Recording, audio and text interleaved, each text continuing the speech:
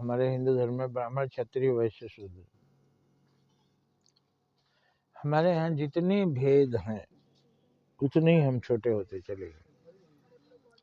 ब्राह्मण, क्षत्रिय, वैश्य, शूद्र 4 वर्ण हैं हमारे। चातुर्वर्ण में अष्टम गुण कर्म विभाग सा भगवान ने स्वयं कहा कि मैंने 4 वर्णों की स्थापना गुण कर्म के आधार पर की है। पढ़ने पढ़ाने वाला ब्राह्मण, सुरक्षा का काम लेने वाला क्षत्रिय, कमाने का खेती बाड़ी का काम वैश्य और सेवा का काम शूद्र। ये चारों चीजें भगवान के शरीर के अंदर ही है। भगवान का माथा ब्राह्मण, भुजाएं क्षत्रिय और पेट वैश्य, पैर शूद्र।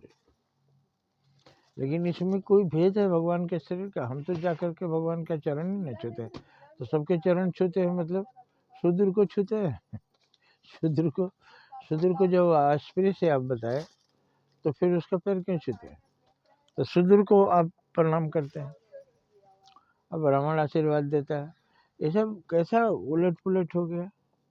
समझिए, एक ही शरीर के 4 अंग हैं और चारों का इम्पोर्टेंस बराबर है। चारों को आप बराबर, आपका शरीर भोजन जो करते हैं चारों को शक्ति पहुंचती है। पैर में घाव लगता है तो भी उतनी तकलीफ होती है, सिर में घाव लगे। तो ब्राह्मण, क्षत्रिय, वैश्य, शूद्र इसी समाज के अंग हैं। मनु के पुत्र हैं। मनु के 4 पुत्र, ब्राह्मण, क्षत्रिय, वैश्य, शूद्र। चारों बेटे मिलजुल कर खेलते हैं, एक थाली में खाते हैं, प्यार से रहते हैं, प्यार से खेलते हैं। तो ये चारों भाई ब्राह्मण, क्षत्रिय, वैश्य, शूद्र जितनी भी गलतियां हुई हैं उसे सुधारिए, इनमें भेदभाव खत्म कीजिए। ब्राह्मण, क्षत्रिय, वैश्य, शूद्र समाज में बना, लेकिन कैसे ऊंचे नीच हो गए? सबको समान मजदूरी नहीं मिली, किसी एक ने दूसरे का शोषण किया, इसलिए जिसका शोषण हुआ वो गरीब हो गया, जिसको ज़्यादा मिला वो अमीर हो गया।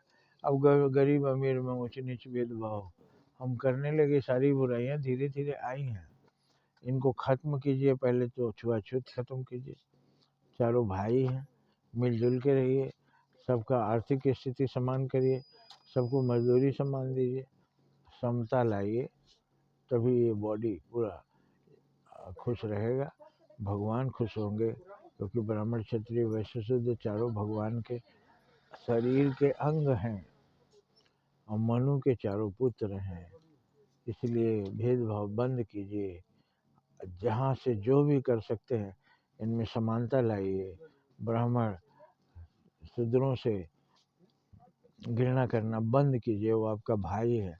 आपने जो आज तक किया वो गलत किया, महापाप किया, उसका पश्चाताप कीजिए। और मानो समान है, मानो में भेद नहीं। भेद केवल 2 ही है, अच्छा और बुरा का। बुरा और अच्छा 2 तरह के इंसान होते हैं। बुरे इंसानों से बुराई दूर करके उनको भी अच्छा बनाइए, आपका काम है। आप बुद्धिमान हैं, शास्त्रों को पढ़ते हैं, सबको पढ़ने दीजिए। शास्त्र पढ़ने का अधिकार केवल एक को नहीं होना चाहिए। जय हिंद, जय भारत।